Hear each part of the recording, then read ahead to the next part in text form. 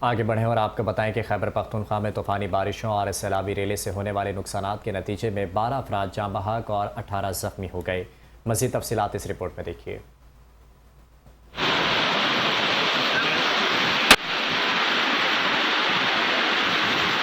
خیبر پختونخوا کے ضلع خیبر میں طوفانی بارشوں اور سیلابی ریلوں سے ہلاکتوں کی تعداد 6 ہو گئی۔ ریسکیو حکام کے مطابق خیبر کے علاقے لنڈی کوتل میں 4، جمرود میں 2 افراد سیلاب میں بہہ کر جاں بحق ہوئے۔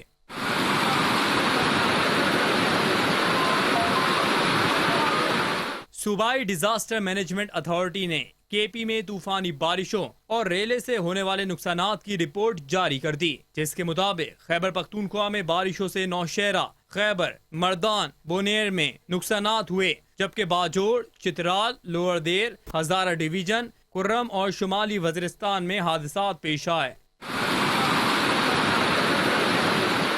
صوبائی disaster management authority P D M A کا کہنا ہے کہ تیز بارشوں اور فلش فلڈ کے نتیجے میں 18 گھروں کو نقصان پہنچا، جبکہ 15 گھر جزوی اور 3 گھر مکمل طور پر منہدم ہو گئے۔